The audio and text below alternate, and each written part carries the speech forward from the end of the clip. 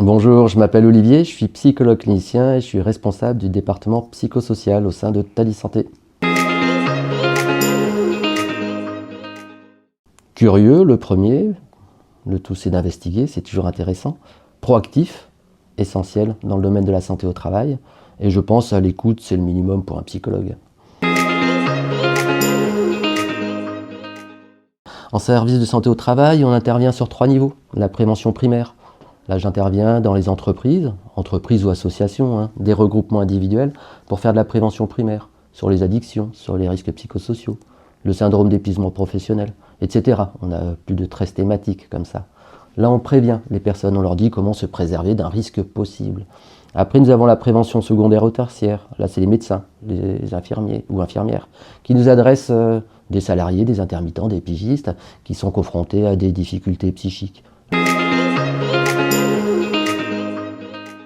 L'épuisement professionnel, on en parle aujourd'hui, c'est une boîte de Pandore, toutes les questions de violence et de harcèlement.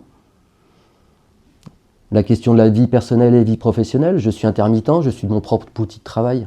Quel niveau d'exigence vis-à-vis de soi, quelle image de soi? Quand j'échoue, est-ce que c'est moi qui échoue ou est-ce que c'est ma société qui a échoué? Moi, je peux arriver des fois, il ne faut pas le dire, j'arrive des fois le matin fatigué, je serai un peu moins actif, mais je existe quand même. Être intermittent, c'est difficile et c'est différent.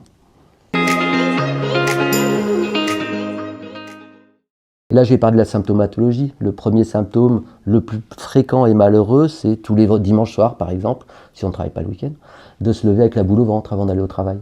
Ça, c'est un symptôme qui parle d'une petite souffrance psychique. Mais dès qu'on a ce symptôme répétitif, on contacte son service de santé au travail. Ce n'est pas une fatalité de souffrir en travaillant. On fait de la prévention. Il y a une obligation de prévention. S'il y a une obligation de prévenir le risque, quand on intervient dans une entreprise, ça ne veut pas dire qu'il y a déjà le feu dans l'entreprise. On prévient un risque. On a l'habitude avec le travail physique.